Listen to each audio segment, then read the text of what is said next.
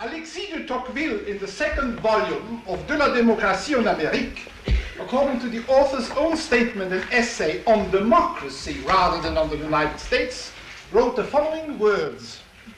Je ne connais pas du pays où il règne en général moins de dépendance d'esprit et de véritable liberté de discussion qu'en Amérique. En Amérique, la majorité trace un cercle formidable autour de la pensée. L'Inquisition n'a jamais pu empêcher qu'il ne circulât en Espagne des livres contraires à la religion du plus grand nombre. L'empire de la majorité fait lieu aux États-Unis et l'a ôté jusqu'à la pensée d'en publier. These remarks were made in the middle of the first century of the democratic revival, 50 years after the inception of the French Revolution.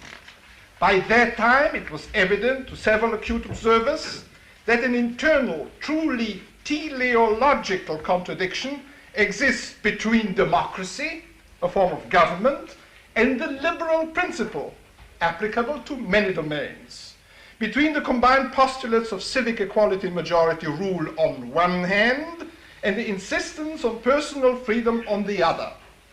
This insight was shared by the majority of America's founding fathers, by de Tocqueville, by Cooper, Proudhon, later by the great Swiss, Constant, Bachhofen, Amiel, Binet, Burckhardt, and finally, by so many of our contemporary genuine liberals. Naturally, we should not be surprised to find the freedom of speech in the private or public sphere severely curtailed by the ideologies representing the more radical branch of Jacobin democracy. Nobody expected that Danton, Robespierre, or Babeuf, who all owe so much of their political inspiration to Sade, the divine marquis, or that the Marxian socialists, the National Socialists, the Bolsheviki, after all the majority wing of those dear progressive social democrats in Russia, would tolerate freedom of thought, freedom of opinion. What interests us here primarily is the very subtle and, at the same time, profound crisis of intellectual freedom which manifests itself today not only in the tyrannies of the East, and the newer ones in the South, of course, but in those democracies which honestly want to adhere to liberal principles. Here, however, we do not want to lose sight of the fact that in certain countries, this particular problem is being obscured, vitiated, and complicated by tragic historical events. Countries which went through the diabolic sieves of war, revolution, occupation, mass recrimination, and discrimination. Our men in the street, and even their betters, remind us so vividly of Mr. Golightly, Herr Leisetritt, in Hermann Borchardt's great conservative novel dealing with tyranny in its sordid aftermath, The Conspiracy of the Carpenters, New York, 1943. The fear to go on record, the horror for any real commitment, the timid clinging to officially sanctioned cliches certainly characterize large areas in free Europe where, within the last 40 years, the supporters of all imaginable ideologies have been subjected to indignities, to the curtailments of their rights, and to persecutions, if not to mass exile and mass murder. Therefore, it is not surprising that people adhering to ideologies frowned upon by liberal democracy, even today still insist on being good Democrats or real Democrats, which sometimes means that, within certain mental reservations, they go on hoping to achieve their goals, some of a liberal, many of a highly illiberal nature, by the democratic procedures of majority decision and majority rule. Such talk in democracies is neither necessarily dishonest nor mere camouflage, as the democratic roots of our modern mass ideologies, all stressing some sort of identity, of sameness, Nämlichkeit, can hardly be contested. Tel est l'empire du mot démocratie que nul gouvernement, nul parti n'ose vivre et ne le croit pouvoir sans inscrire ce mot sur son drapeau. Guizot wrote these words in 1849, but they are as true today as they were then. Hitler, Mussolini, Lenin, Kwame Nkrumah, Mao Zedong, and Sékou Touré have all claimed to be true Democrats, but certainly not liberals. Thus, the crisis of the freedom of thought and speech manifest in the historic liberal democracies, no less in those of a more recent vintage, varies in its aspects and even in its nature, region by region. The average Austrian, for instance, who calls himself a Democrat, fluently talks democratese and in a way is a Democrat, who often makes sincere efforts to accept and assimilate the dogmas of democratism. Probably he's a man born under the monarchy who, like my humble self, went through 5 radically different forms of government, each forcing upon him new laws and ideologies, new flags and new hymns, new coins, new currencies, new stamps, new rather superficial loyalties and codes of behavior. He may be a Democrat partly out of sheer resignation, partly for material satisfaction, partly out of prudence, but he lacks the deep conviction of an American or of a Swiss, an Englishman or an Icelander, to whom democracy is much more than just a system of government. To a large number of continentals, however, their democracy is merely the product of a restoration engineered by a victorious military alliance, motivated by different reasons, an alliance which brought democracy back to deserted parliaments, just as the Bourbons were brought back to their thrones by another successful coalition 130 years earlier. We have talked about democratism last but not least because the new conformity, which certainly is not a strictly political phenomenon, receives its most pregnant expression in the political field. Of course, every absolutism is hostile to freedom of thought and expression, is propagating identity and attacking diversity. However, the freedom Western Europe enjoyed in the era of so-called royal absolutism, an era in many respects more liberal than our age of conscription, prohibition, confiscatory taxes, and social engineering, was due perhaps not so much to royal generosity than to a great number of local representative bodies counterbalancing the absolutism at the top.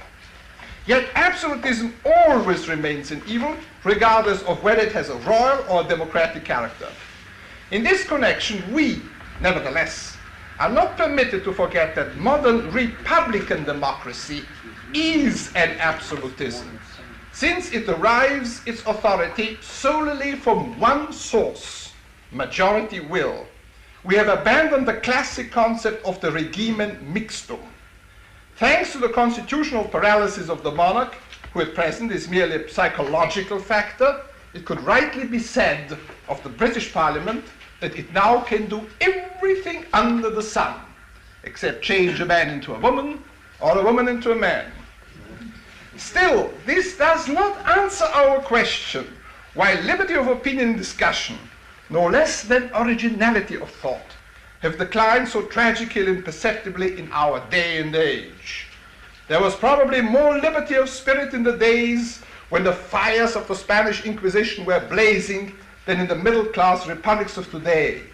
Nicholas Berdyaev lamented in Novoye Srednjovjekovje, the new Middle Ages. But there is a profound and tangible cause for this state of affairs.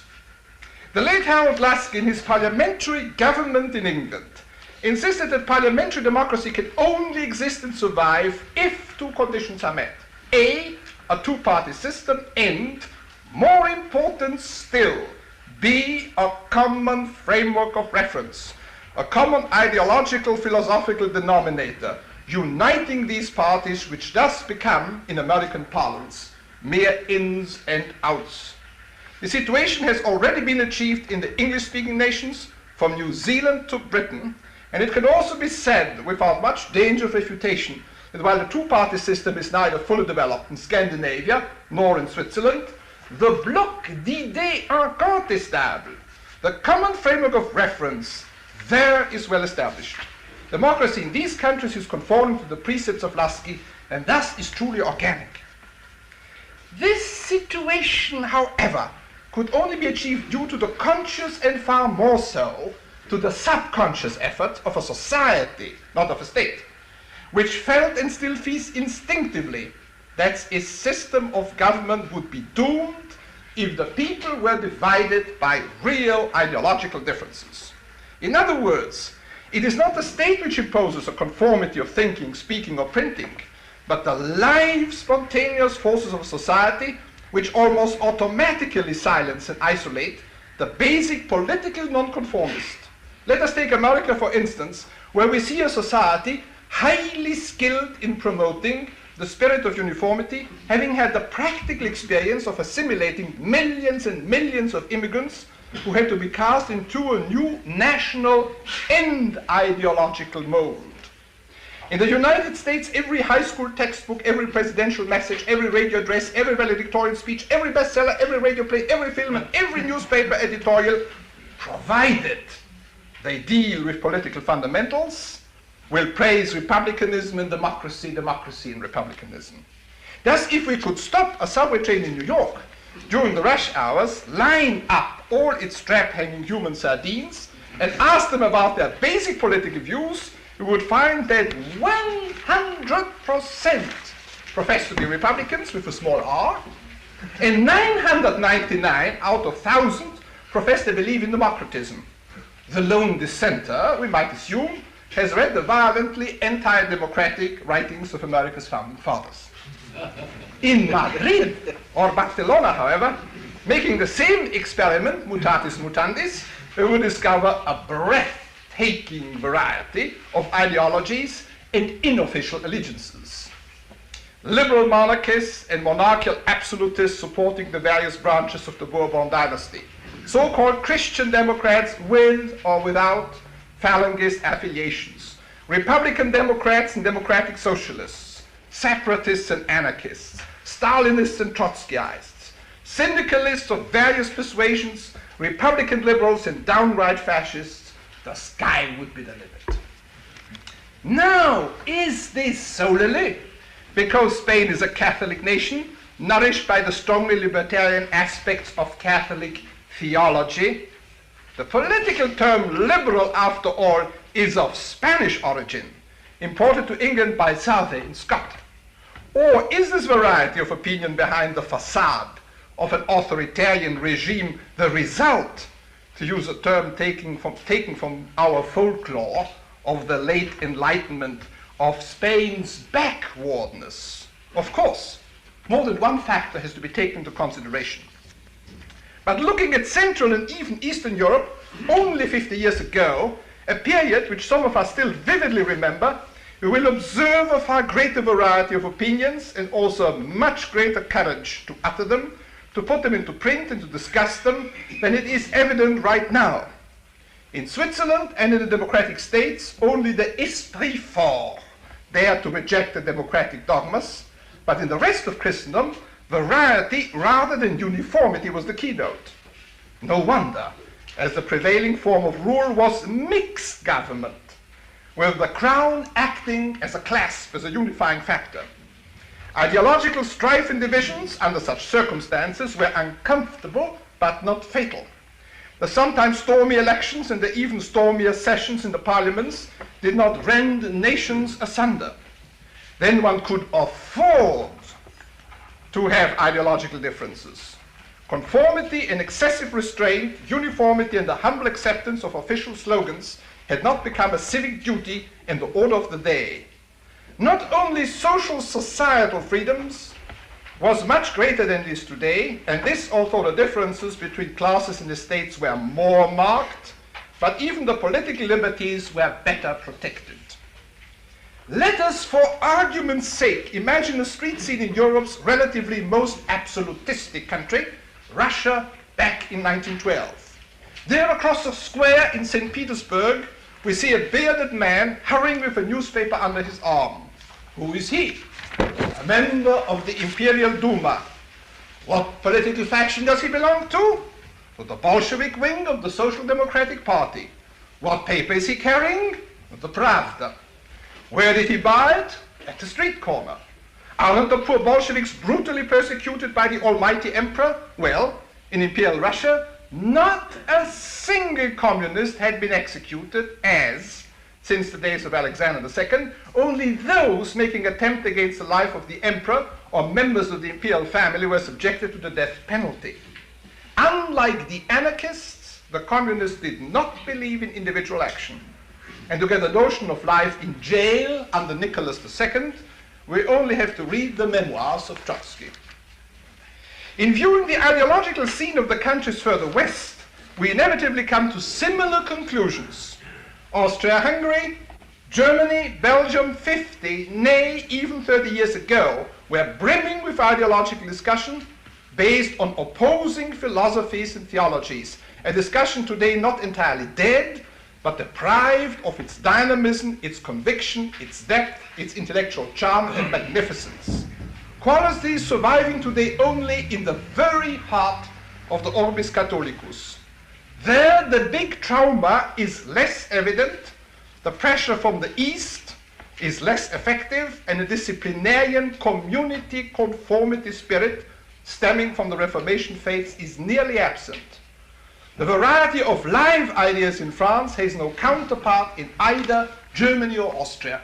We could imagine, for instance, we could not imagine a poster as that of the Soudet paint manufacturing company a few years ago in the French subway, where you saw 4 large Mariannes and the 5th one just looking coyly around the corner, and there it said, "The republics come and go, but the Soudet paints stay forever." The tierischer Ernst would have prevented anything of the sort here in our center. After this inventory, we must come to the sad conclusion that in the Free West, by and large, the will to discuss basic political questions, metapolitics, political philosophy and theory, except behind closed doors among theologians, is at a new low point. Max Weber has reminded us that the great plains of Russia and the United States, die zum Schematismus neigen, the tendency towards schematic thinking, have no innate leaning towards freedom. Thomas Jefferson told us of America that this country, which has given to the world the example of physical liberty, owes to it that of a moral emancipation also, for as yet it is but nominal with us. The inquisition of public opinion overwhelms in practice the freedom asserted by the law in theory. These are bitter words indeed. And actually, if you make a survey of American publishing and you look at the fate of nonconformist book as handled by the American press, we can go here from Walter Lippmann's Public Philosophy down to Felix Somaris' Krise und Zukunft der Demokratie, which is called Democracy Today, which received 5 lines, so published by a reputable big publishing house. Then you understand what I mean. Obviously, one can treat this mounting tide of conformity as part and parcel of a waning courage of conviction in all domains of thought and feeling. We encounter this phenomenon today even in the Catholic Church, where only 10 years ago a pope, a unique event in church history, felt that he had to exhort the faithful to speak up on matters which are not dogmatically settled. He reminded a group of assembled Catholic journalists that without a live opinion, the church would be in a sad condition, and that the members of the press would be amiss in their duty, not only if they indulged in destructive criticism, but also if they persevered in a servilisme muet, in a dumb servility. And of course, where's today the Catholic painter who paints a fresco in a church at the western entrance and shows popes and bishops and emperors, or presidents, of course, bank presidents going to hell, but that's all. We're living in the modern age. Now, you see here, the problem is we see here, one could argue that the present situation in traumatic Europe is the lesser of two evils. Seemingly the specter, especially in Central Europe, of another 1932-1933 is not hanging over this usually so seismic area. Yet first of all, I do not trust this sort of stability. Democracy here is not a solid dogma. Its roots have hardly penetrated the surface. Its various scientifically unprovable tenets taken separately are not really believed. Actually, a tremendous vacuum exists in Western Europe, and especially so in the German-speaking areas. Too many among us want to disregard the danger signals. This escapist expect that modern youth will persevere in its present stage of anti-intellectual Epicureanism and nihilism, which is a vain hope, if I hope it is. As a matter of fact, the younger ones among the young no longer share the memory of the misuse of their parents' idealism, and we have to doubt strongly that they will forever content themselves with the repetition of official formulas and cliches. At the same time, we have no guarantees that the ideas and notions the growing generation might adopt will be truly liberal. 15 years have elapsed since the new restoration, and we should not forget that from the July Revolution back to Waterloo, exactly also 15 years, half a generation have elapsed, and then things started moving. There is moreover, in face of the danger from the East, a real and urgent necessity to view and to review our political problems from the vantage point of personal liberty, no less than that of material and moral preparedness. And above all, I would say of intellectual preparedness.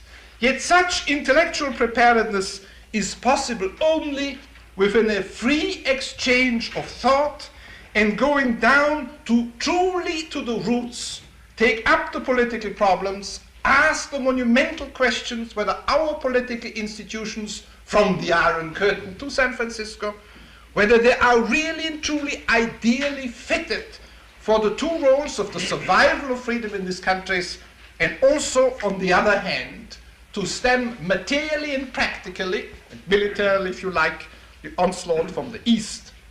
But this, of course, the Socratic dialogue is by no means a postulate of the masses, who think in the terms rather of emotions and the satisfaction of their material needs. In the realm of the intellect and spirit, however, new insights, new cognitions, and, let us use the hackneyed expression, real progress can only be achieved by the interchange of ideas, well reflected, manly spoken, earnestly listened to, carefully weighed, rejected, modified, or accepted. I thank you for paying attention to me for a lecture which only raises dilemmas, but not a single practical solution.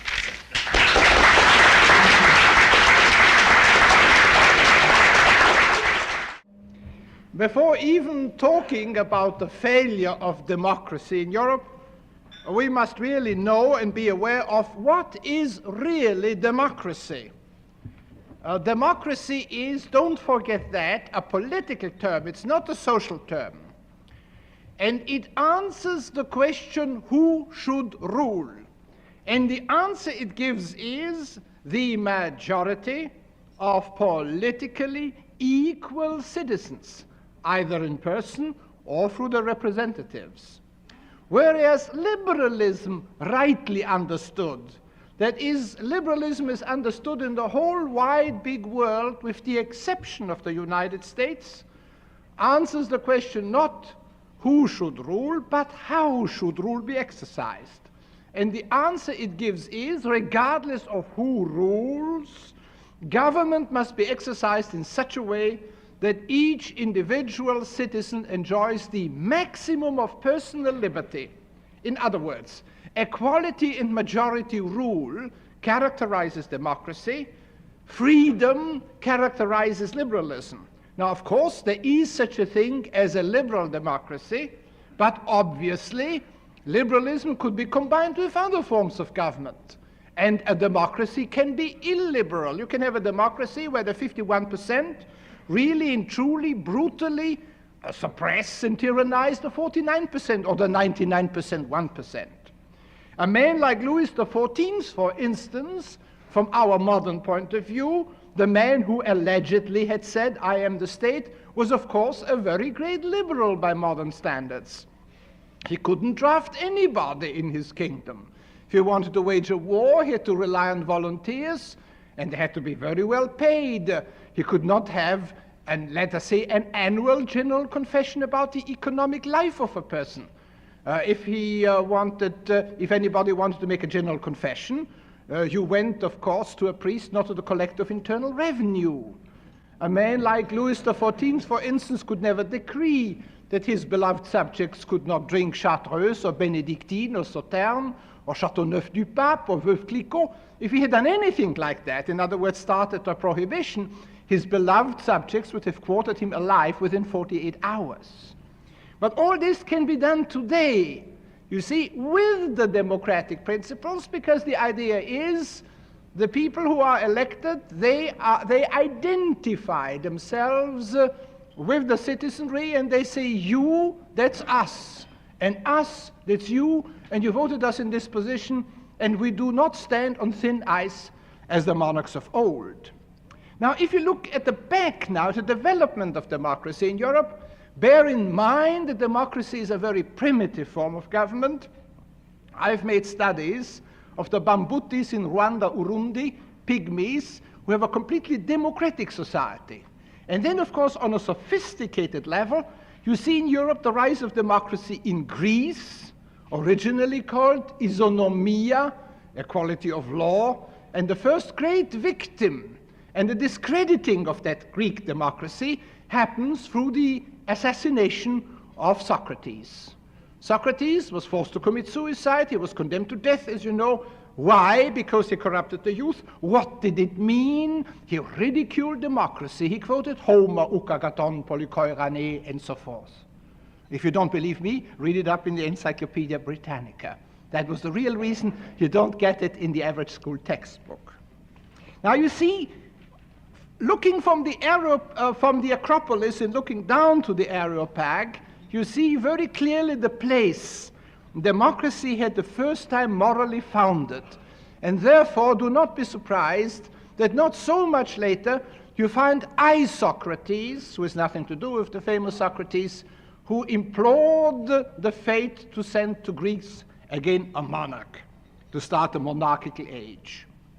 Now, for many centuries, democracy, except in very primitive areas, in the Alps, in the Tyrol, where I come from, after all, in neighboring Switzerland, in certain city-states, in certain peasant communities, democracy is absent, and just like a U-boat, like a submarine surfacing, democracy comes back again to our countries with the French Revolution, in a forest of guillotines. And you see at that time, of course, enticed by pictures, by the magic picture of the United Kingdom, whose great propagator was Voltaire, and then, of course, thanks to the influence of Jean-Jacques Rousseau, in other words, the Swiss example, and then finally the American example in the most tragic fashion, because as you all know, the founding fathers were violently opposed to democracy. And nevertheless, the idea is, and you have unfortunately a man like Lafayette, so many people thoroughly and basically misunderstanding, not the American Revolution, there was no revolution, the American War of Independence and these ideals, and transplanting them finally to France.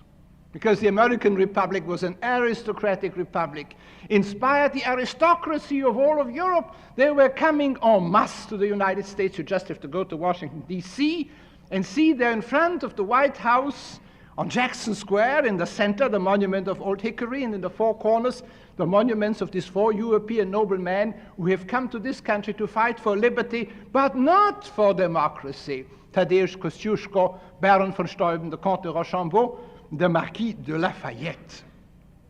Now you see, democracy comes into the European scene as a sort of very curious ideal. The idea is that original sin can be unmade, the coercive power of the state is going to vanish, we no longer are being ruled, we rule ourselves.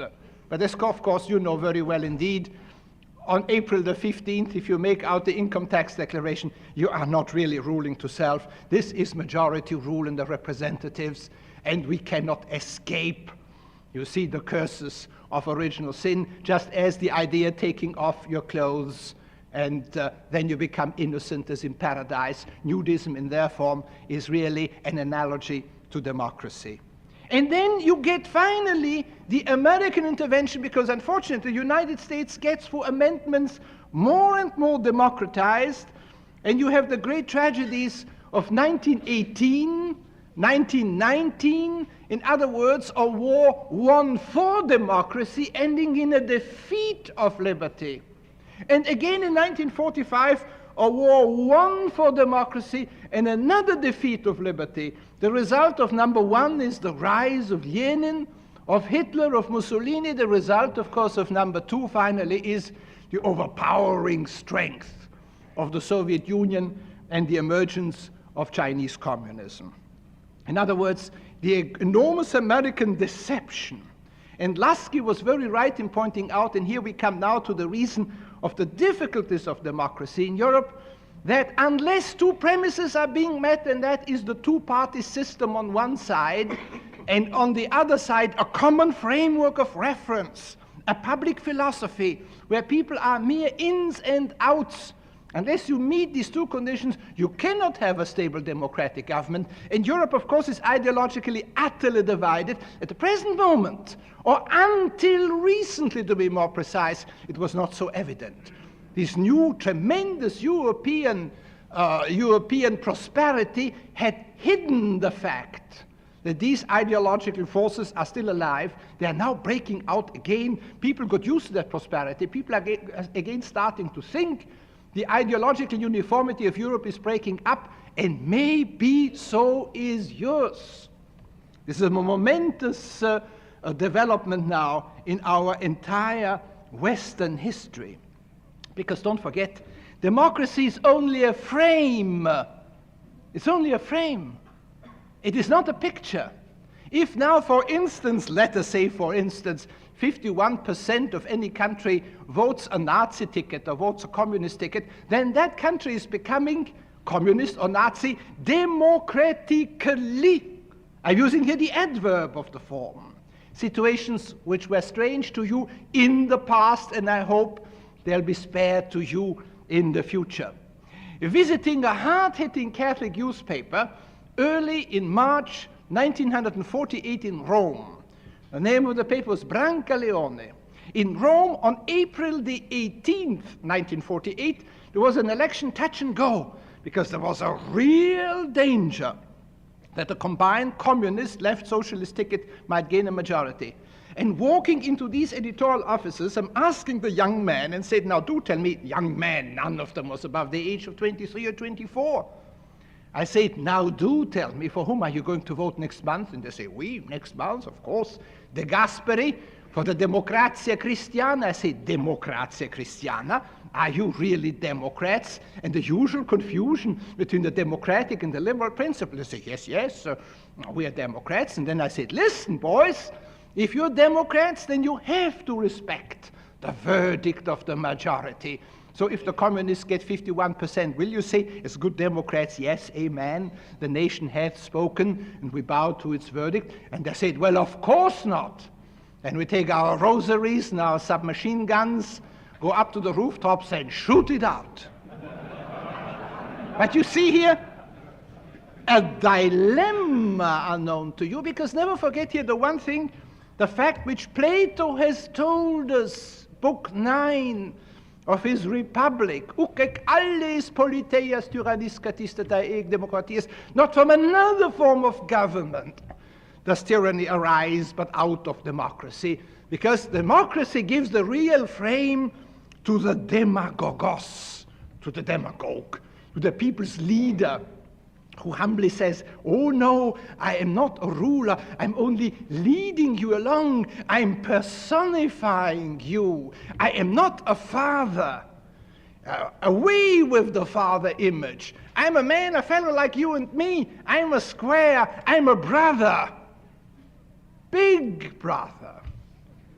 You see, this is precisely the evolution, and it's for that reason that Metternich said, during the French Revolution, when liberté, fraternité, égalité, you know, said Metternich, if I see how the name brother is being used now in France, I'm very much inclined to call my own brother cousin. But here we come now to an important point, and this is the father point, the father image, which after all is deeply engraved in Europe and will remain engraved as long as there are families in Europe. As long as the fathers are kings in the families. And if really you actually go now and look at the newspaper kiosk and look at these cheap weekly papers which we have in Europe, which you do not have in America, it's nothing like Look, and it's nothing like Time, it's nothing like Life. These cheap, very cheap papers written for the broad masses, what does really interest them? And the answer is nothing but the loves and the divorces, or the pending divorces, or the menacing divorces, and the marital misunderstandings, and the pregnancies, and the births, and the funerals of the members of the defunct European monarchies. It's Faradiba, and it's Elizabeth, and it's Prince Philip, and on the whole line down to the Near East, because of course we already have a scarcity of that material. The father-mother image, the concept of the whole nation as a family is exceedingly strong. And do you know, some of you have read probably the San Francisco Chronicle on the 26th of this month. And there you find a report at the Bild Post in Germany and that Quick, two magazines conducted the Gallup poll discussing who should follow President Lübke, who made himself so ridiculous in Germany and who's now stepping down. And 40% of the readers, by far the largest block, Prince Louis Ferdinand of Prussia, the grandson of William II. There you are now. We are now 50 years away from 1918. It doesn't really change, because the European is cynical. He knows that he is not really voting the people into power, that he's only really very, very microscopic whether he stays at home and actually goes to the polls, that as a person it would make no difference. But on the other side, there's also growing another cognition, and one again which is not only purely European, of purely European interest, but of a general interest, and that is the fact of the ever-widening gap between the scita and the scienda. That means between the things, between the knowledge of the man in the street. And when I say the man in the street, I don't mean the man who is semi-literate or illiterate. No, the man who really follows the radio, who has a high school education, who has a college education. And nevertheless, what he can really know and what he ought to know, the difference in order to rationally judge these events is so enormous and is getting constantly bigger and bigger, even if it were true that general education increases the educational levels in an arithmetic progression. The things which ought to be known go up in a geometric progression. What does the average American know about Vietnam? What do the protesting students know about Vietnam? Absolutely nothing. They can only make an act of faith in the best Lutheran fashion in either this or in that commentator. What does the average Englishman know, for instance, about Rhodesia? He knows nothing whatsoever. You see, David Riesman has said sex is the last frontier, and that is true in the emotional domain. But in the intellectual domain, it is religion and politics, politics and religion, where everybody can shout his mouth off, but the feeling is growing, we really know nothing about these affairs. And of course, that shakes the faith in democracy, which of course makes sense in the Tyrolean village where I live, or the Canton Glarus with 38,000 people debating whether one should give a license to a chocolate factory or not. This is within the scope of the 7,000 sturdy Swiss men in the marketplace in Glarus. It's a wonderful picture. But the big man in the Mars state, what does he know? And does not this more and more invite the rule by experts, the cold-blooded rule by experts? And then the question comes, who is going to control the experts? What are we going to do if the experts, as it usually happens, contradict each other? These are unsolved questions. These were questions more or less solved in the monarchies of old. But they appear like a golden age way back in the background. Because the man in the street, if you ask him, does he believe in democracy? Of course he nods, he does. Does you believe in the Republican system? Most people do. But at the same time, of course, the word democracy is a complete weasel word. What we need is a democratic monarchy. Hitler had spoken about Nazism, eine deutsche Demokratie, and Mussolini una democrazia organizzata, and jenen demokratia po novomu, a democracy in a new style. So it's everywhere, and of course, therefore, nowhere. And now comes a new political, there's a little bit of the old nationalism now coming up. There's coming up the new left, and the new left is exceedingly interesting because in the new left, if you really study their books and works, the whole critique, what they call the establishment. I don't know how many of you gentlemen realize, and how many of these writing students realize, that 2/3 or 3/4 of their critique of the modern democratic liberal state is exactly the same critique as of the old European conservatives from the early 19th century, where they had foretold, they said, if you have a purely commercial civilization, the whole thing just won't do. It will end all in planning. It ends in rat races. And it ends in a dull sort of materialism. It's all the prophecies of the old conservatives, which they are using without realizing that they do, because maybe that even their ideological leaders don't realize that. And of course, in other words, this thing, this feeling, what they call in Germany, for instance, das Unbehagen in der Demokratie, this feeling of uneasiness, of emptiness, of dullness, it has no warmth. It's a fight for numbers. Now, mind you, this does not mean that I foretell you a return to monarchy now or in the foreseeable future. All this tiredness with politicians. Oh, I would say 100 years ago, if you said ein Politiker, a politician, oh, that was a fine thing. That was a sort of an intellectual and so on. But today it gets slowly the same flavor as in the United States. And the people distinguish very carefully between politicians and statesmen. And they said, you know, Adenauer, that was not a politician. He was a statesman. And of course, as much as they dislike de Gaulle, and de Gaulle is by no means a popular man in France, but he's respected. He's respected. He's a sort of statesman.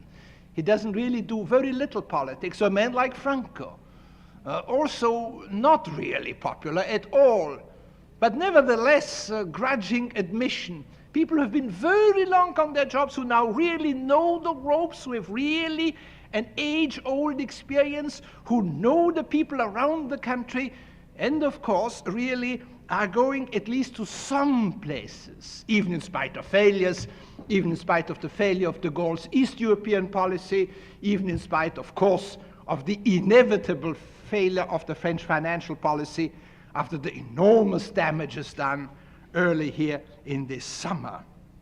But you do see here a real crisis. You do see the crisis of authority, which again you see is not a purely European problem. Because you see, authority is something else than power. The Russian government has an enormous amount of power. But authority really means that when you get an appeal or when you get a command, that there is in you already a certain willingness to concede it, to accede to it, to collaborate, you see, to cooperate. All this is authority, the parental authority. There must be, in authority, there must be a certain amount of love and affection mixed in, and the respect, the curious mixture of all sorts of sentiments. And this authority is collapsing in Europe. And of course, when authority collapses, then finally you see then in a tremendous amount of nakedness, then finally the harsh alternatives. If it isn't authority, it is going to be sheer power. Sheer power doing what? Sheer power really based on what? You see, here it comes the uneasiness, because after all, the European armies, with the possible exception of the French army, because never forget that the French army in 1958, in May 1958, was absolutely ready to strike and to snuff out the Fourth Republic. And only because people went on their knees before de Gaulle, and de Gaulle sourly and unwillingly and arrogantly finally said his yes to the receivership of the bankrupt Fourth French Republic, the military dictatorship of Massu didn't follow. And this was a situation which had now been repeated in the same month, almost in about the same days, not in 58, but in 68, where de Gaulle had made every conceivable preparation that if there would be a further deterioration of the French internal situation, really to take over. And the situation is very complex. You see, the communists, for instance, who are old line men in the whole game of the political forms and the political experience, they are terrified by the New West. They want to use it, but they see it's a very dangerous thing to use. We had in Italy, you had an Italian communist poet who has written an ode to the Italian police battling the students. And you see, roughly this ode begins, I'm trying now to give it to you freely as I remember it. I never took down the name, unfortunately, of that poet. He says, I'm greeting you, humble sons of workers in dingy factories.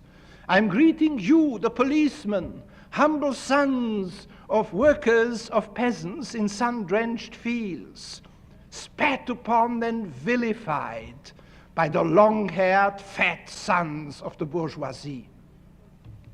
In other words, you see, the new left, the youth movement, which rebels for reasons I can very well see, because after all, I'm an old-line conservative, and I look at it to see from the other angle. But they do not think dialectically, they do not think what counterforces they bring finally on the plan. And there you see sometimes between this country here, I should say it in all candor, and in Germany in 1932, I see certain analogies. And then, of course, Brüning, who was the counterplay of Hitler, whom I've met in this country here because I spent these years in your country, has told me how he tried to restore the monarchy to forestall the rise of a man like Hitler. And of course, Hindenburg said, no, I've given the oath to the Constitution, I'm a monarchist, I despise the Republic, but I can't do it. I'm bound. And then, of course, Schleicher, General Schleicher, who wanted to get the aid of the German trade unions to have a military dictatorship supported by the trade unions in order to forestall the rise of the Nazis. In other words, taking his cue from Miguel Primo de Rivera, the Spanish dictator, and the trade unions did not cooperate. What will we get? Will we get military dictatorships? Because you see, what Europe is now a country, and always has been a continent in the last 50 years, a continent of the provisional. And let me go only one moment back to France. How provisional Europe is, how the order really doesn't stick, is very well symbolized by a poster of the Soudet paint manufacturing company, which you could see in the French subways in the early 1950s. It showed 4 Mariannes. Marianne, as you know, is the symbol of the French Republic. A nice, healthy young woman with the Phrygian cap. And a 5th little Marianne looking around the corner. And the text said, the republics come and go, but the Soudet paints stay forever. And that, I think, highlights the European scene far, far better than some very big and fat books. The things are all rootless. The things are all hanging in question.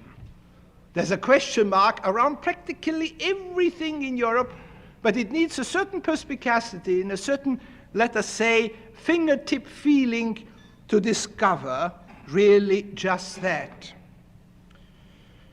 But you see here military dictatorship, return of monarchies. Of course, there's the Russian dividing line, which makes everything provisional, doubly provisional in one sense, and irreplaceable on the other, because you don't want to change really horses in midstream, and Europe is permanently, so to say, in midstream.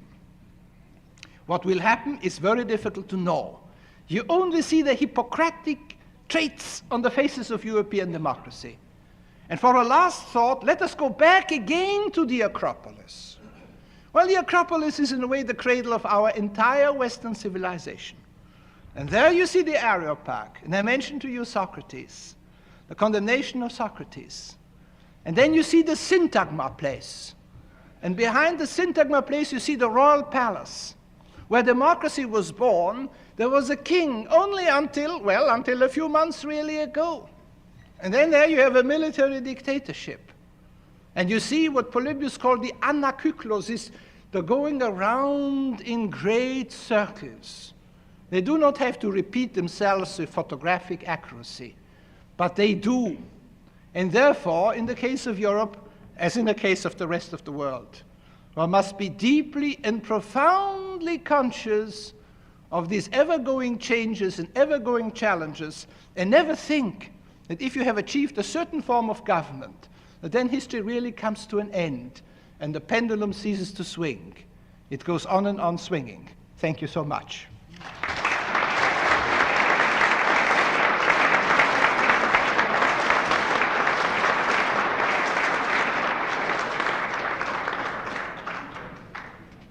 Dr. Leddihn, will you return with me to the rostrum, please?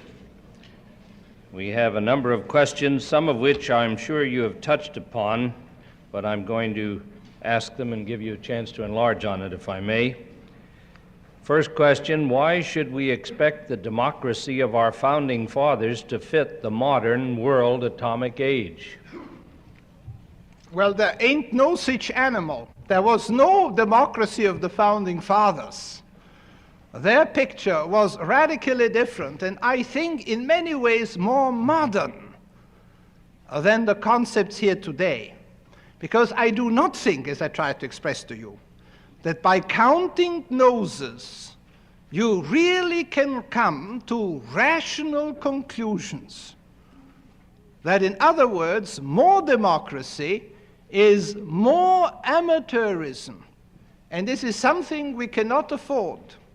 But on the other hand, in the same breath, I must always add that I'm terrified also by the prospect of experts in an administrative state ruling and administrating us in very cold blood. So in other words, there is really a Scylla and Charybdis, but the founding fathers, curiously enough, were not as old-fashioned as we sometimes too readily assume.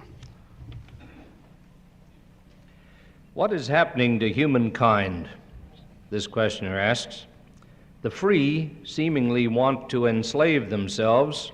The enslaved are struggling for freedom.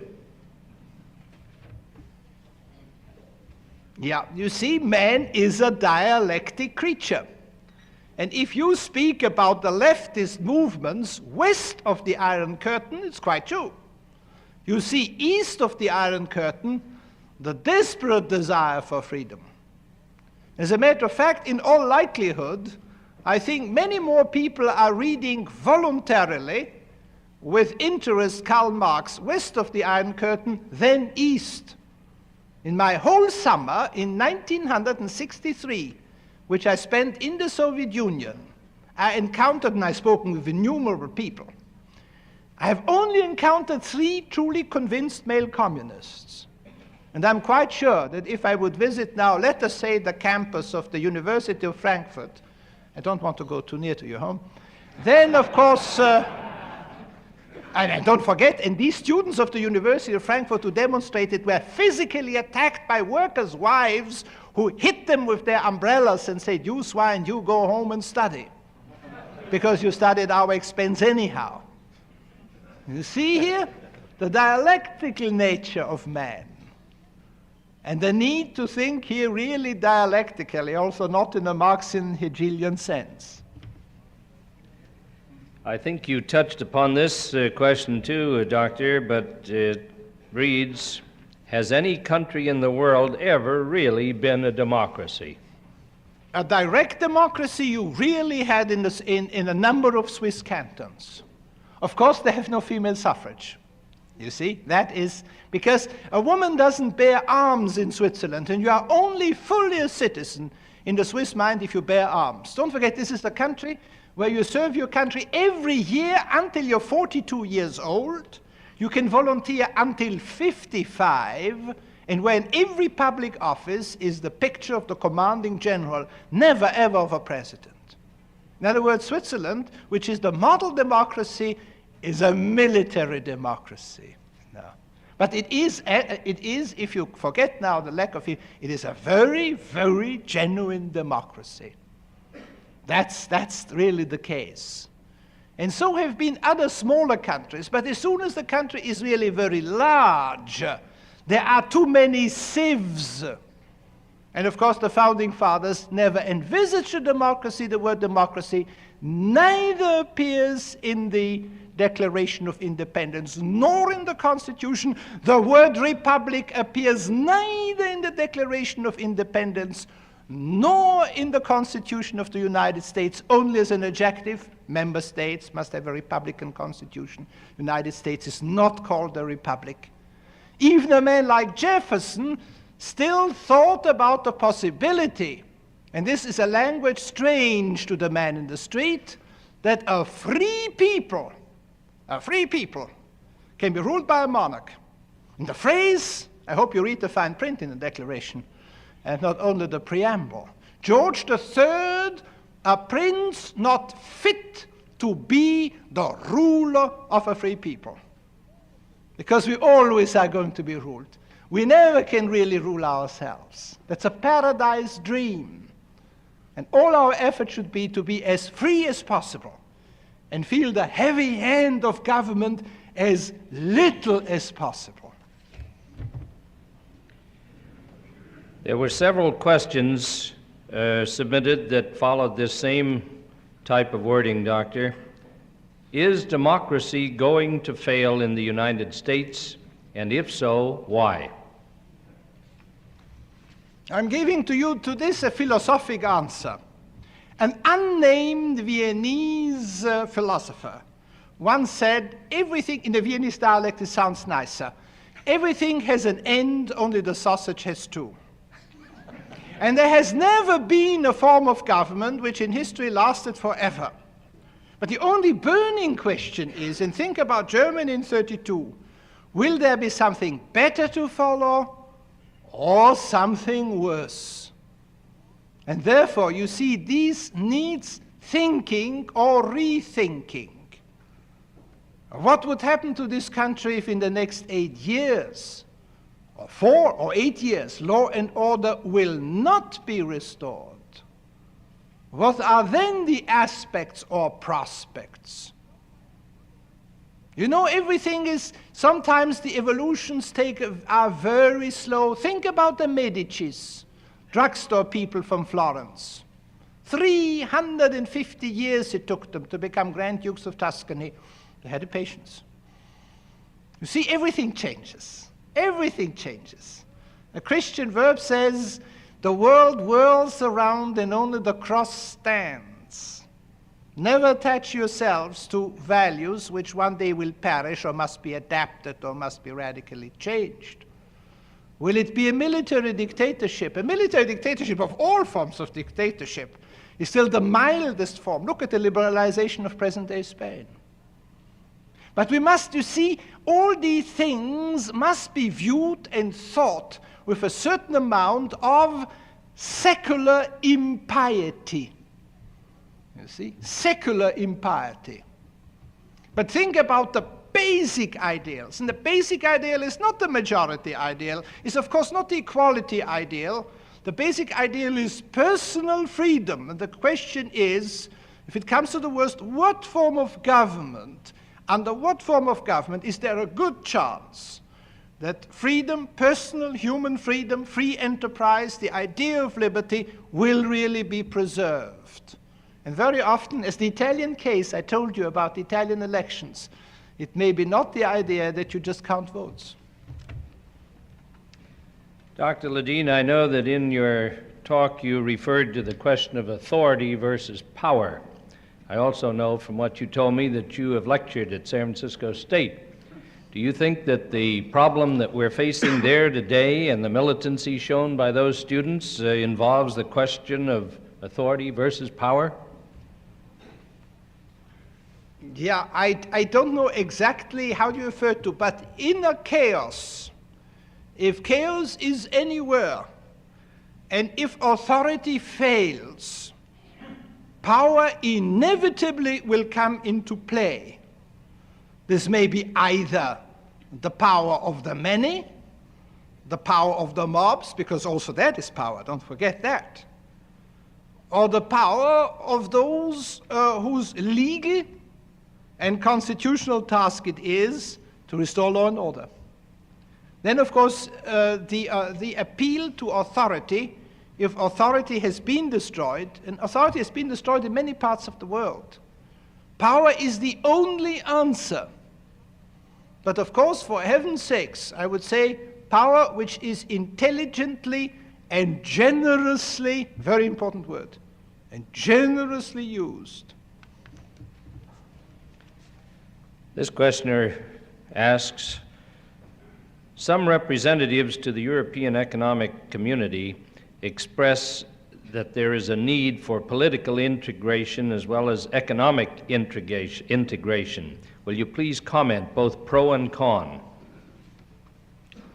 I would say certainly that we have to integrate economically, that we also have to integrate politically, but of course we should be careful in the latter, because the genius of Europe, every continent or every country has its own genius, is diversity.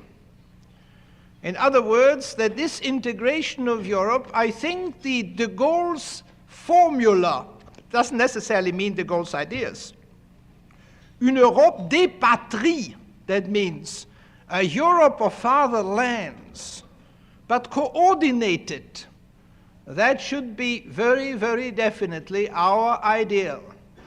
And of course, obviously, in close cooperation with the other free countries of the world, and that means primarily, of course, the United States, because the Atlantic Ocean really is a binding piece of water. Is the university student unrest in Florence and Paris communistic inspired, in your opinion? I don't think so in its origins. Of course, wherever there is disorder and anarchy, the communists will try to utilize this to their own ends. But it is equally true that the French Communist Party was really desperate, and from that ode to the policeman by a communist writer, you can see very well indeed how the Communist Party is unhappy about it. Because actually, you know, the student riots and the student ferment is one of an anarchical character, not of a communistic character. And the anarchists, you must leave it to the anarchists, were that group in the old Soviet Union who fought on against communism long after all the other parties had given up. Because there's the curious thing, you see, the anarchist stands for total liberty, and the communists for total control.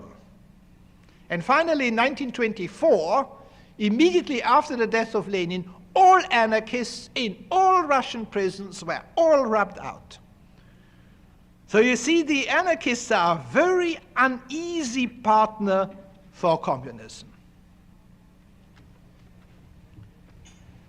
Do the political coalitions in Western Europe tend to provide more democratic rule than America's two-party system?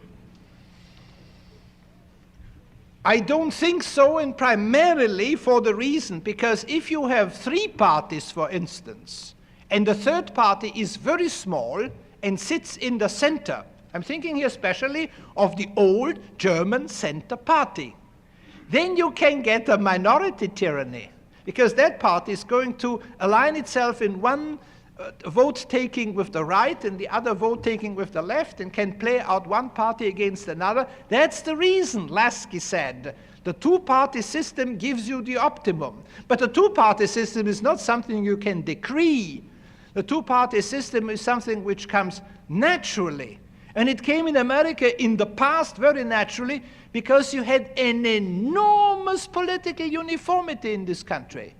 So that, let us say, a liberal Republican and a liberal Democrat had more in common than a conservative Democrat and a conservative Republican. In other words, it cut across state lines. If you took, for instance, a subway in New York, and you took out, let us say, 6 p.m., all the 10,000 human sardines, every one of them, if asked, would believe in the Republic as the best and most modern form of government.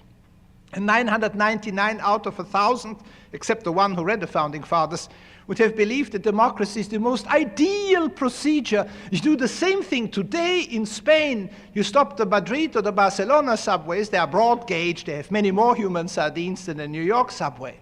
And of course, the one would be a liberal Democrat. The next one is a Trotskyite communist. The third one an anarchist. The fourth one a liberal monarchist. The fifth one a traditionalist monarchist. The 6th, 7th, 8th, 9th, 10th. I can give you all the 28 different groups. And when I once talked to a Spanish lawyer and said, my dear friend, you had 28 different parties at the last free election, the man pounded the table and said, this is a dirty lie, because we have 28 million different parties. As many parties as there are Spaniards. But this is not conducive, and do not forget that brilliant passage in George Washington's farewell address, which was ghostwritten by Alexander Hamilton, when he said the party spirit, the factional spirit, they can afford it in the monarchies of Europe, but we can't afford it here. But you are in a situation now where such possibilities, the first time in your history, are really very concretely on the horizon.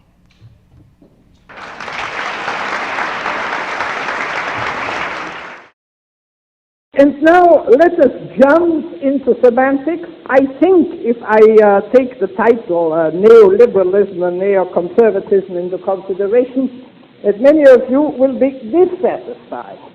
I think we ought to go more basically into semantics. Now, this is an essentially European lecture by a European continental, which is very important to remember.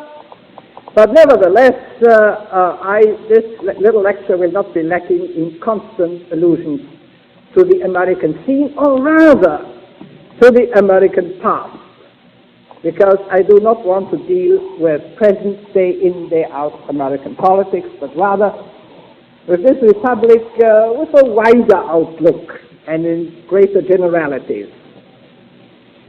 Now, I was born, unlike, of course, most of you, there are a few exceptions, I was born the subject of a monarch. The tradition of this country in its independence, of course, is a republican tradition. But bear here one thing in mind, and that is very, very important to remember, that after all, aristocracies usually have a republican inclination. In other words, aristocracies either like republics, in extreme cases always will form republics, because obviously in a monarchy they can only play the second fiddle to the king's first. You take the typical cases of Genoa and Venice. Sometimes they might like a relatively absolute monarch, but you remember what the old Prussian Junker said, und der König absolut, wenn unseren Willen tut. Let's give to the king an absolute rule or reign, provided he really carries out our wishes. In other words, aristocracies therefore either were downright republican, they were in favor of elective monarchies, of monarchs elected by the aristocracy. The case of the Polish Republic, you see, or they want a monarchy where the king's power was something very shadowy and not really effective, as we have seen in the whole constitutional development of Britain. And of course, this country here, as you all know very well and well realize, was essentially an aristocratic republic. I do not say a republic of the nobility, but certainly an aristocratic republic. And you are quite aware of the fact that this is an aristocratic republic if you go to Washington, D.C., and there you find, in front of the White House, you find Jackson Square. In Jackson Square, right in the middle, is the monument of Old Hickory, called himself a Democrat, and yet really got into the White House. But in the four corners, of Jackson Square, you see the four monuments, the four European noblemen who came to this country to fight for the great aristocratic ideal, which naturally is not equality, but which is liberty. Tadeusz Kościuszko, Baron von Steuben, the Comte de Rochambeau, and the Marquis de Lafayette. Count Pulaski is, you know, the only general of the Union who lost his life, has his monument in Savannah. And the noblest of them all, the finest of them, the real witness, let us say, to my thesis, Armand Tuffin, Marquis de la Rouerie, has no monument whatsoever in the United States. As a matter of fact, he is terribly unknown. And yet this man came to this country before Lafayette. He stayed in this country until after Lafayette. He was a personal friend of George Washington. He was a member of the Order of the Cincinnati. And then finally he went back to France, and there he saw the menacing dark clouds of democracy arise. And so he wrote to his friend George Washington that he really planned to return to the United States, to escape democracy, to remain a free man. But since he was a devout Christian, a man with great religiosity and devotion, he realized his real duty was to stay where he was and to face the music. And then he organized the resistance in Brittany, the Chouannerie, the second part, the one was in the Vendée, and there in Brittany, while in hiding, while organizing, together with an American friend, Major Schaffner, and with his beautiful cousin, to whom he gave on a ribbon the Order of the Cincinnati, and who acted as his messenger on a black stallion. He died while he was in hiding in the castle La Guillaumerie. Probably he had meningitis. The Jacobins closed in on him. Of course, they couldn't find him in the castle. They finally made the butler drunk. The butler told the truth that he was there, that he had died, that he was buried. They dug him up. They decapitated his corpse and rubbed his decaying head into the face of the countess who owned the castle. Needless to say, the whole family was guillotined. His cousin also, she cut her own hair off. She refused very manly to accept the consolations of a priest who had given an oath on the Constitution, perjurer in her eyes, and so these people went down. But I mention Armand Tuffin de la Rouerie, you see, because that man had come to this country here and had really fought for freedom, for the ideal of liberty, had then gone back to France and had fought against democracy. He was a genuine liberal. He was therefore an anti-democrat. Now, I have already brought in two pieces of semantics. Now, what is really democracy? Because since everybody talks about it, of course, naturally, nobody knows what it means. And what is liberalism, genuine liberalism, as it is understood on this wide globe, but I must say, unfortunately, misunderstood in this country here. Now, democracy really is a purely political term. It answers the question, who should rule? And the answer it gives is the majority of politically equal citizens, either in person or through their representatives. In other words, you cannot say, let us say, a millionaire, Mr. Green Pimple, who has a colored chauffeur and calls him by the first name, and he calls his master by the first name. They sit down together in the drugstore. That man is demophile, but he is not necessarily democratic. Monarchs, absolute monarchs, very often had been demophile, but an absolute monarch cannot be democratic. So you see, these terms mean power, kratos, and this is a strong power. This is not arché, as you find it in monarchy. You see, this is strong power of the people. Majority rule and political equality. Whereas liberalism, rightly understood, does not answer the question who should rule, but how should government be exercised. And the answer it gives is, regardless of who rules, government and rule must be exercised in such a way that each individual enjoys the greatest amount of personal liberty. Of course, well understood, the greatest amount of personal liberty still compatible with the common good. Now that is liberalism. Now, you see, in this sense, of course, needless to tell you, because I think you all know, the Founding Fathers were not Democrats, but the Founding Fathers were liberals. As a matter of fact, it is very questionable whether we can even glibly and easily speak about Jeffersonian democracy. Because Jefferson, if you read his collected works, and there's a lot to be read, you see, because after all they are enormous, only towards the end of his life, should we say in his dotage, one said in a letter, as a matter of fact, you might call me a Democrat. But this was the only time. The man, of course, was really, the Jeffersonian outlook is really a republic of free yeomen, a republic of land-owning farmers and led by the natural aristoi, by an aristocracy of achievement, of course, rather than of birth. But George Washington, of course, was violently opposed to democracy. So was John Adams. Of course, who had the harshest word about democracy. So was Madison, who said fairly prophetically, once we have democracy in this country, private property would not be secure any longer. A real anti-democrat was Gouverneur Morris. A man like Fisher Ames was naturally a radically anti-democrat. So all these men who were liberals, who were interested in personal liberty, were not really interested in equality.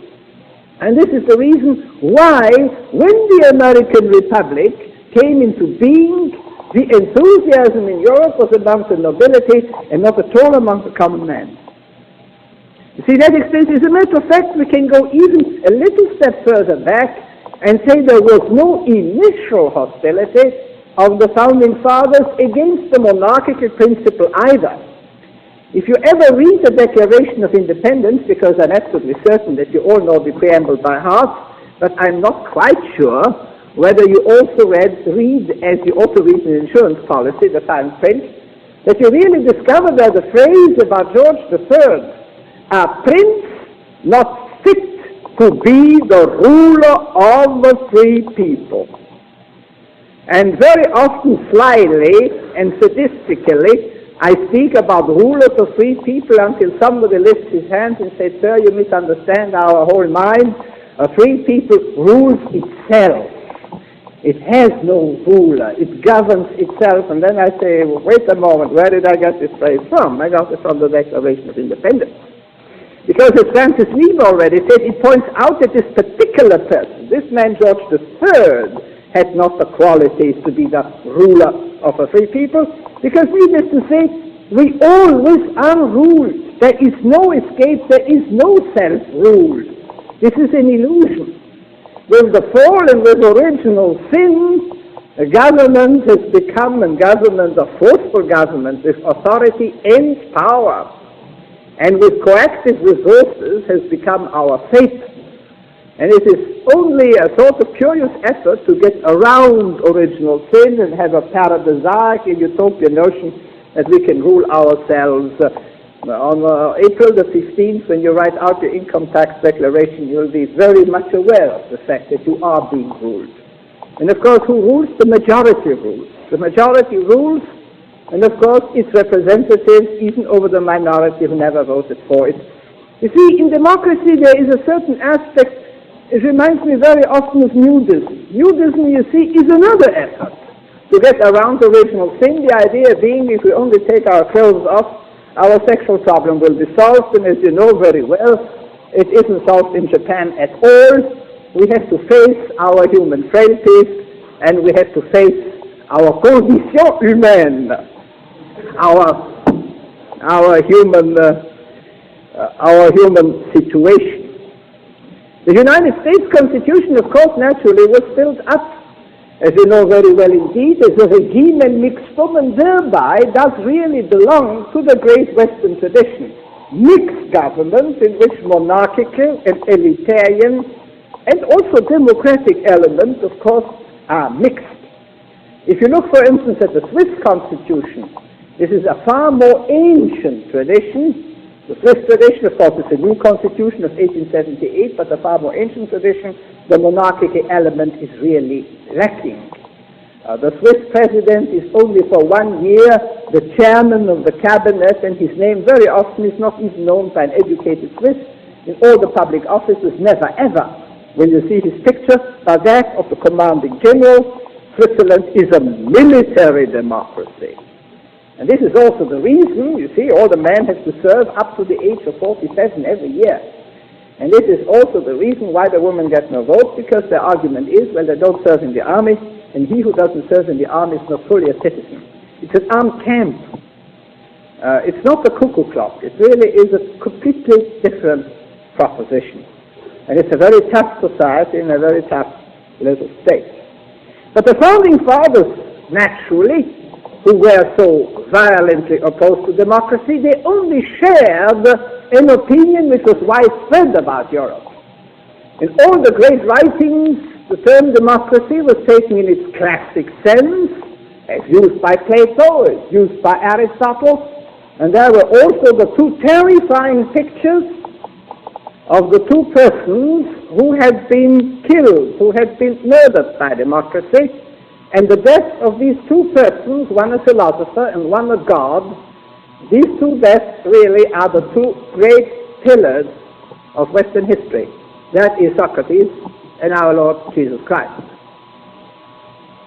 Socrates, I'm quite sure you know something about Socrates. You have heard that the main accusation was the corruption of youth. But what this corruption of youth really means, there was absolutely not the slightest sexual implication. The corruption of youth was the political corruption of youth. Socrates ridiculed democracy. Socrates cited Homer, ukagaton polikoiranie heis koiranos esto. In other words, he made monarchist propaganda. And that was the crime of Socrates. I have never ever found an American textbook in which this was really mentioned. If you don't believe my words, look it up in the Encyclopedia Britannica under Socrates in the 11th edition. And the other man was our Lord. And it was our Lord who fell in the hands of a very pitiful person, and that is an agnostic liberal. I'm using this word liberal so in the European sense, in the classic sense. A man who did not believe the truth was attainable. Because when our Lord says, I have come to be witness of truth, then Pilate asked him, Ti esti aletheia? What is truth? And without waiting for an answer, he passes Jesus Christ, walks out to the balcony, sees the howling mob. And of course, they demand his death. You consult the people. I mean, you're counting notes. See, because either you have a concept of truth, this is true and this is untrue, or if this, then you may count your buttons. You see, this is one way, you throw dice, put cards down, or you count those consent. 40 million Frenchmen can't be wrong. 40 million Frenchmen can be very wrong indeed. In 1932, 60% of the Germans voted for slavery. You see, I mean, the counting of those doesn't give us any clue as to true or untrue, as to just or unjust. But you see, these pictures were strong in Europe, these concepts, democracy. I mean, finally, when Aristotle fled Athens and he packed his suitcases, luckily he didn't send them through the Piedmont Airlines, of course, with Mazara, his reaction was, I'm trying to escape the fate of Socrates. They are going to be after me. Public opinion is going to maul me again. I'm again going to stand on the Areopag. But you see here now, we must take a step further, because what interests us really is this issue. Liberty, the principle of liberalism, rightly understood, and democracy. What sort of human drives are there embodied?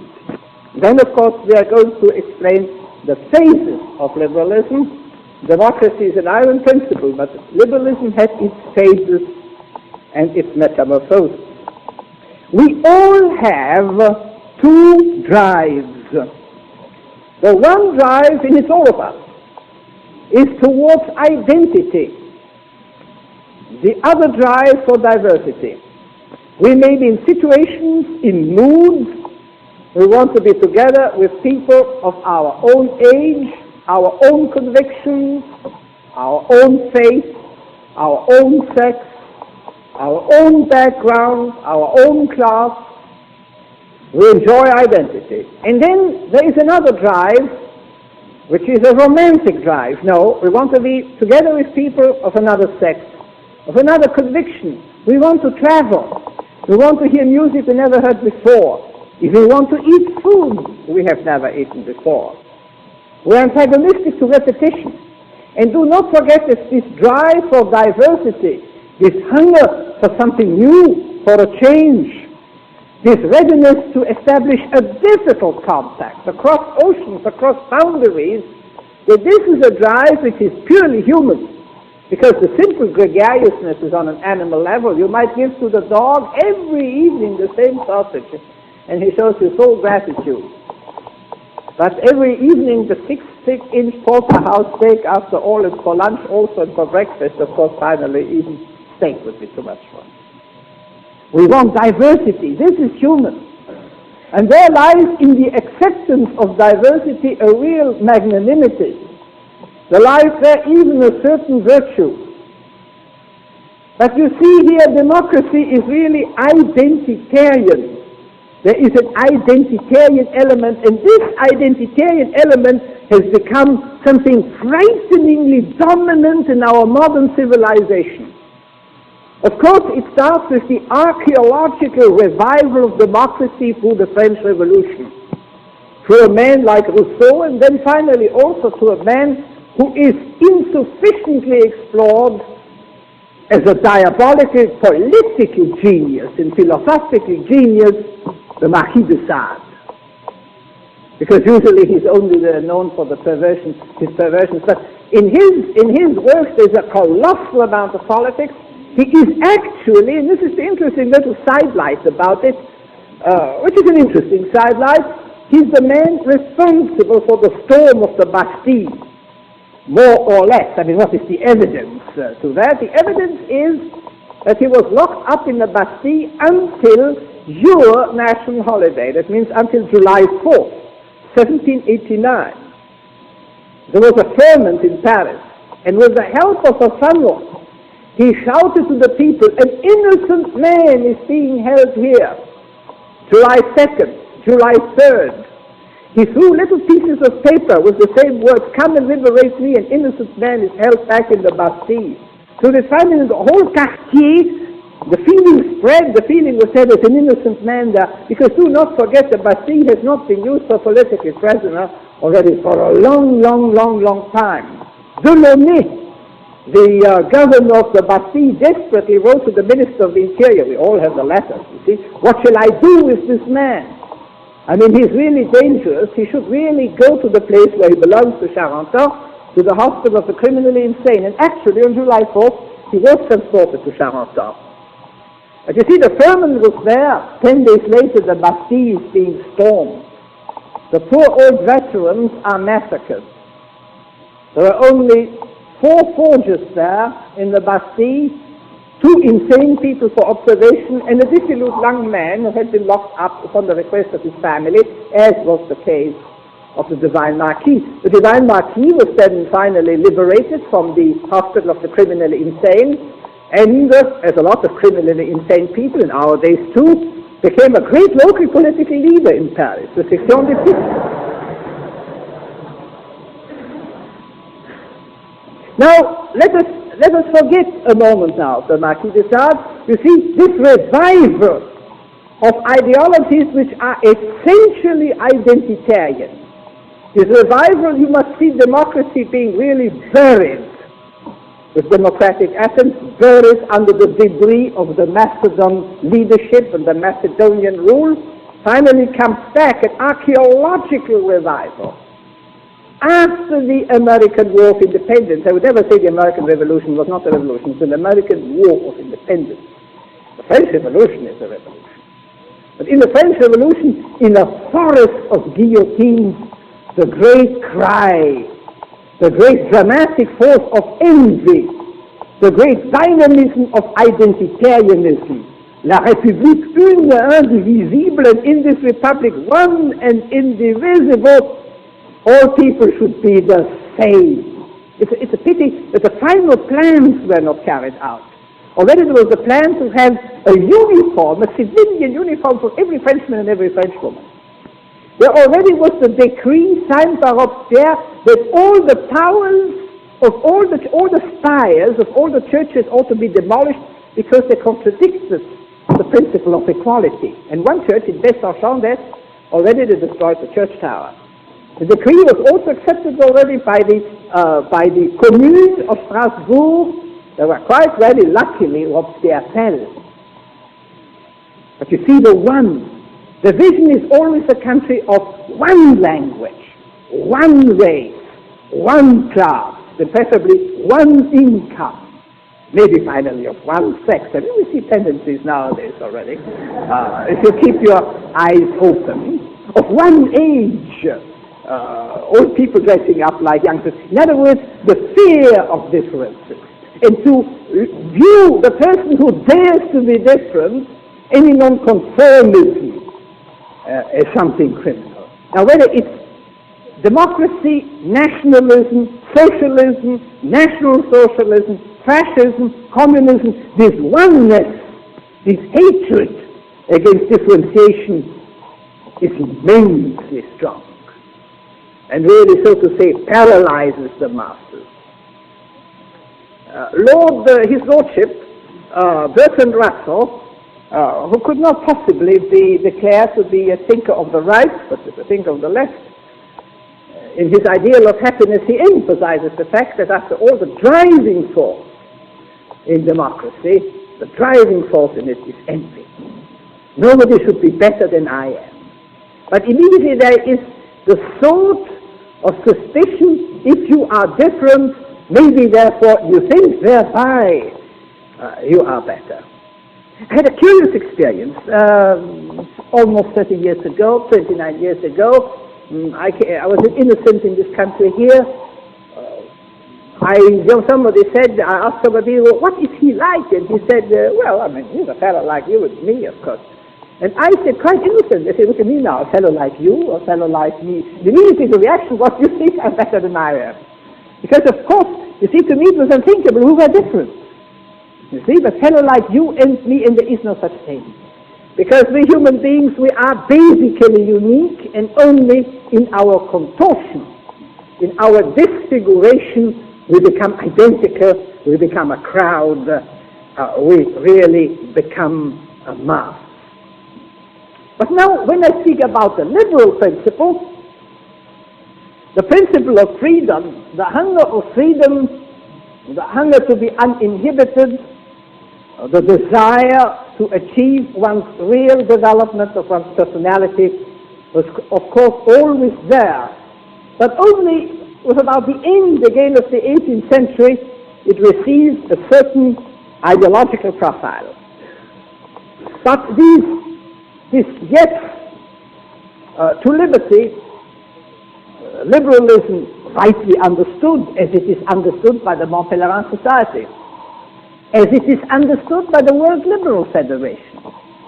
The self-appointed American liberals, I mean those who profess to be liberals nowadays, their vast majority, would be unacceptable to them. Although they are some Americans, well, I think about Milton Friedman, for instance, as an example, who still insists, I am a liberal, and the rest, of course, have no right, and he's right on that, and the rest has no right to call themselves liberal.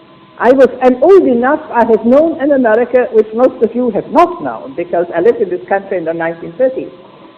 And this was the time when the term liberal actually became perverted. And I contributed an article in the old American Mercury, at that time under the editorial leadership of Eugene Lyons, and he ran a series, and there was, for instance, creed of a conservative, creed of a Democrat, then came the creed of a liberal, and then came, and that was written by Oswald Garrison Villard, creed by an old-fashioned liberal. And what he called old-fashioned liberals, that was genuine liberalism. So it was during the New Deal that the word liberal completely changed its meaning. Because obviously, liberalism in Europe, a liberal party would naturally always be a party of the right. Now let us say, for instance, give an example now, the Liberal Party of Italy today. The Liberal Party of Italy sits on the right side of the chamber, between the Democristiani, between the right wing of the Democristiani and the monarchists. And of course, actually, quite a number of liberals are monarchists. Monarchism is very well compatible with liberalism. The question is really democracy? I want again here go back a little bit to make it absolutely crystal clear what the difference is.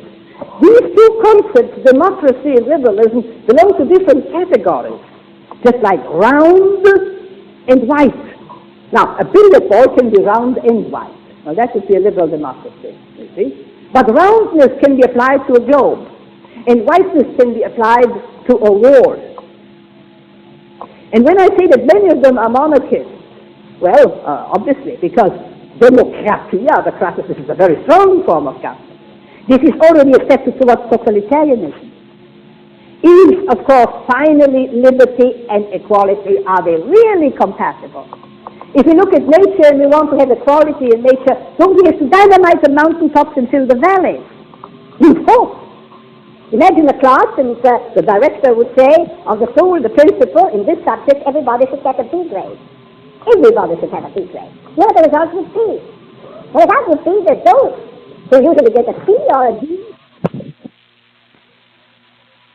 One signed in 1898, Jacob Burckhardt, and then finally Lord Acton.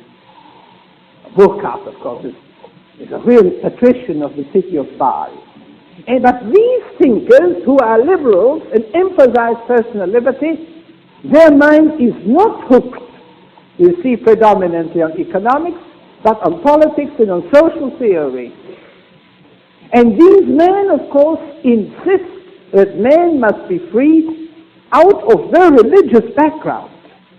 I mean, they see man endowed with an immortal soul. And this sort of destiny which man has to fulfill because God wants man free. I mean, this is their message. This is early liberalism.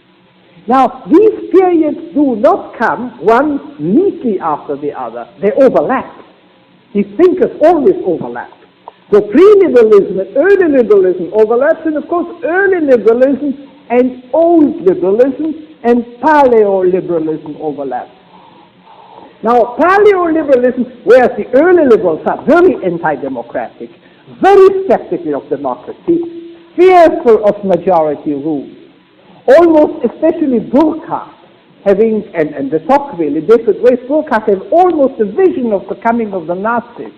Because never forget, you see, the Nazis, of course, they call their system eine deutsche Demokratie, a German democracy, just as Lenin calls it Demokratia von Novum, a democracy in the new fashion.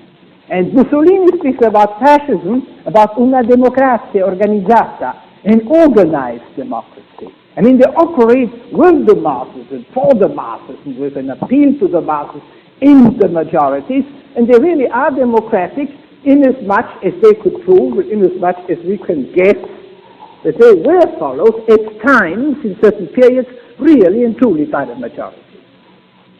But then, with this skepticism of democracy, the old liberals who are agnostics, the old liberals who are anti-clerical, the old liberals who attack Christianity very often indeed because they are afraid of any dogmatic stand. All liberals are for toleration. But the old liberals are really convinced that you can only be truly tolerant provided you have no firmly grounded views.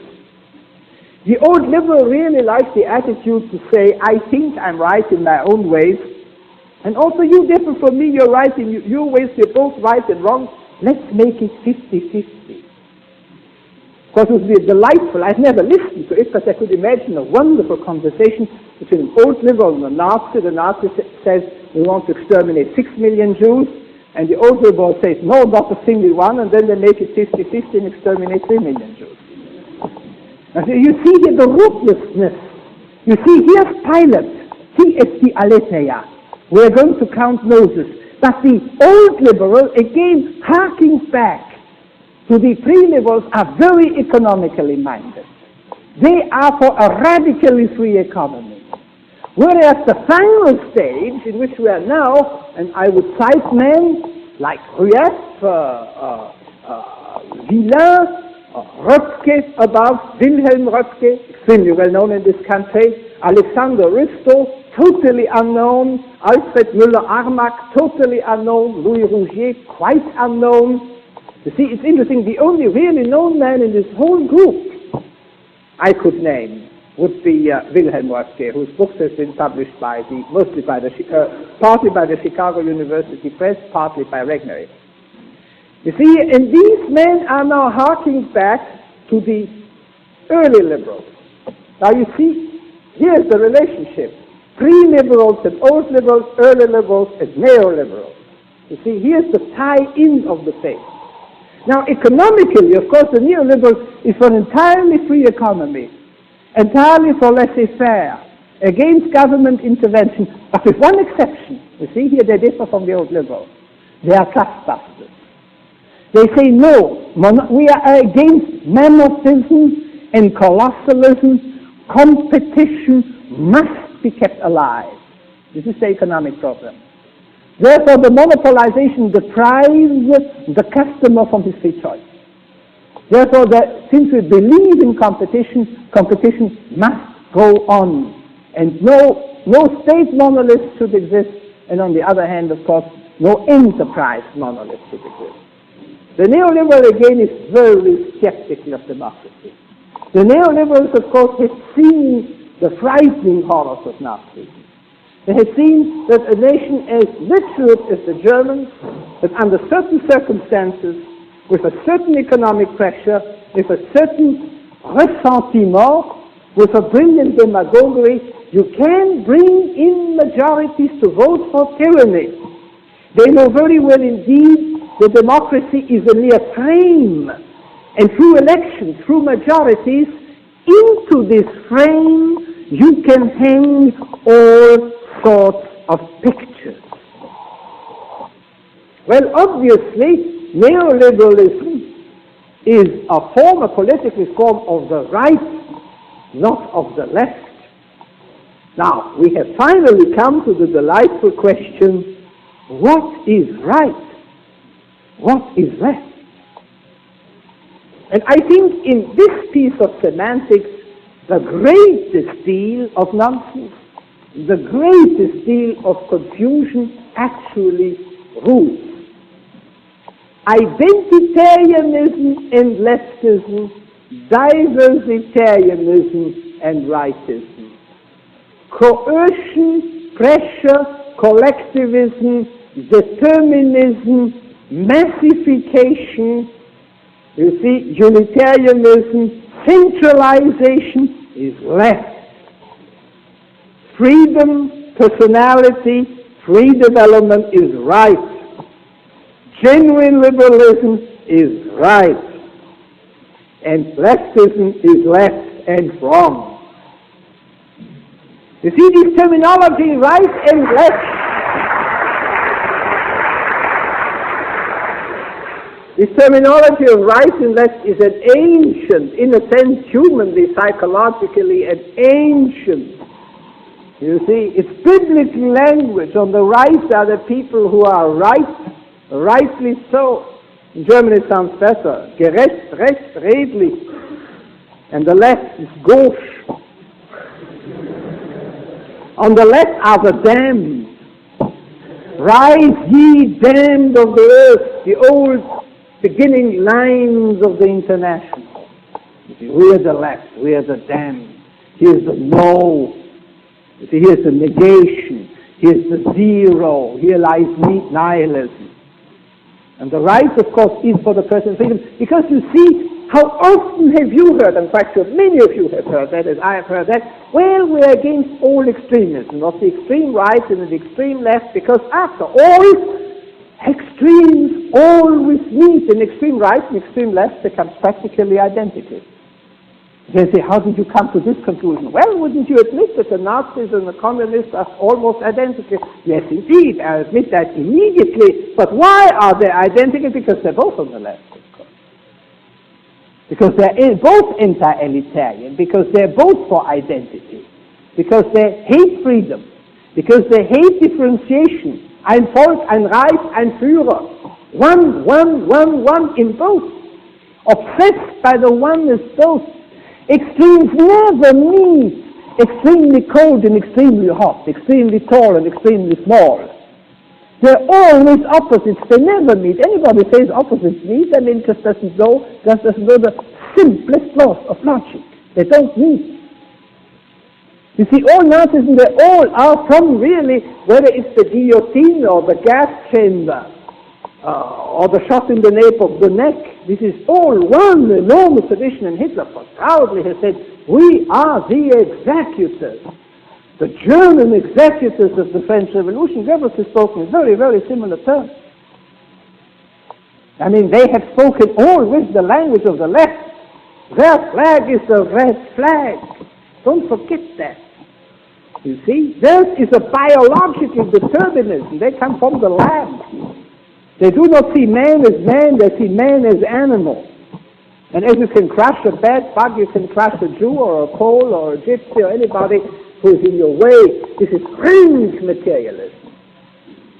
And of course the materialist left, if all the materialisms are on the left, and in a sense all the spiritualities are on the right. And now, a word about conservatism. You see, I'm a man of the extreme right. I'm an arch-liberal, a man of the extreme right. I do not call myself a conservative.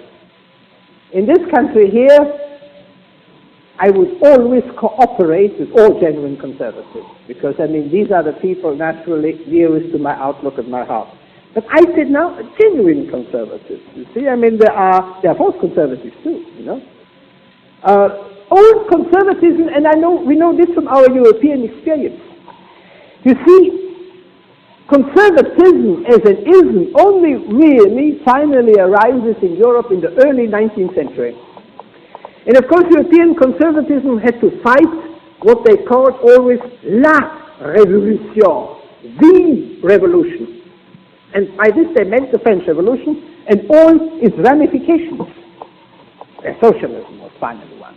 If you're politically equal, you should be materially equal. And you know, here's the enormous danger. If you put your sights entirely on an enemy, if you fight him from early morning to the late evening, you start to think like him. Because if he attacks in this way, you have to move in this way. If he attacks that way, you have to move in that way. In a sense, the enemy finally determines your movement. Not necessarily so, but the danger is there. You see? And the old conservatives had fallen prey to the danger and had really taken, and I'm speaking about the old conservatives in Europe, into their program all sorts of ideas which were really leftist ideas. For instance, they were nationalists. A real conservative is not a nationalist. Neither is he an internationalist, but he is a supranationalist. With a certain grace, he reaches out to other nations, honors their qualities, of course saying, since I'm the son of my own people, since I'm the son of my own country, my loyalty obviously belongs to it. But this doesn't, of course, prevent me also from seeing qualities in others. You see, the real genuine conservative is never a nationalist. He's a patriot, something quite different. You see, the patriot has a patria. He has a fatherland. As a matter of fact, he would be proud. He would say, you know, in my fatherland there are so different races. There are so different nationalities. There are so different customs. It is so rich in form. And of course, only the leftists would come and say, now we have to exile this minority we have to eliminate these differences. We have to make a unitary concoction out of the whole. See, this is the downfall of the old Austro-Hungarian monarchy, the rise of nationalism, of Czechoslovakia, the rise of Czech nationalism. We don't want the Sudeten-Germans to expel them. In other words, this unitarism.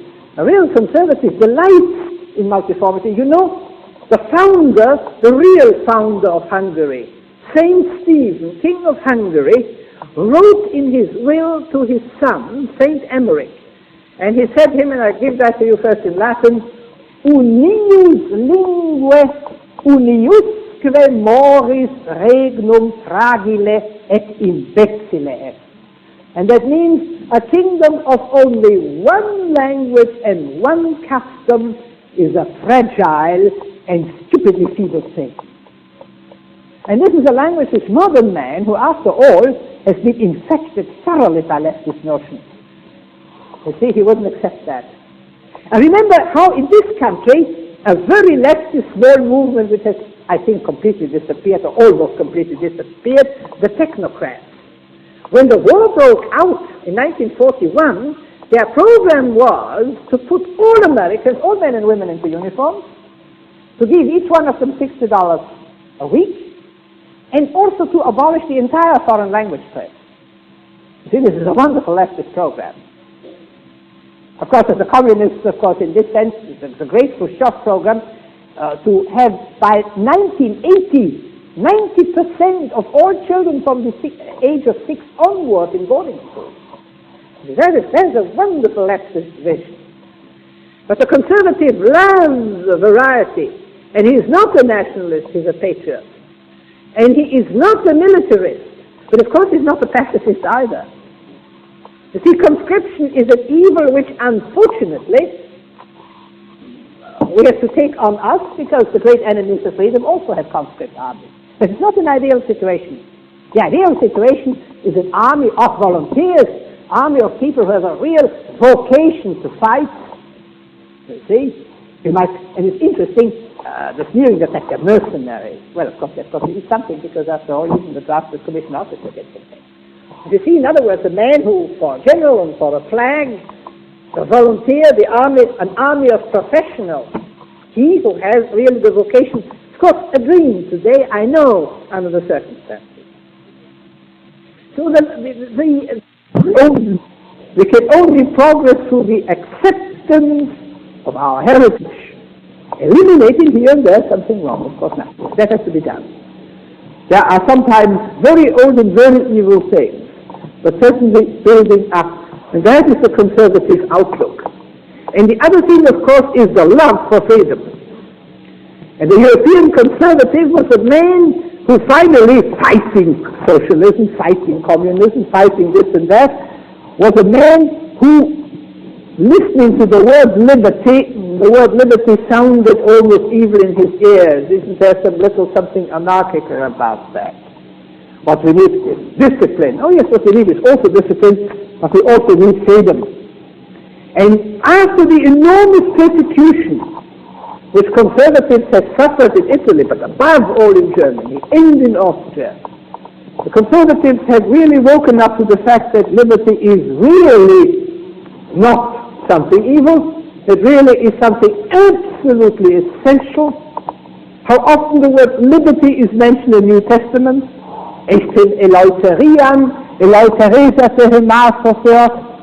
Galatians, you see? There's no talk about equality in the New Testament. We are all unique and therefore totally unequal. And I've always to emphasize this in Christian colleges and universities. We are by no means equal in the eyes of God. By no means.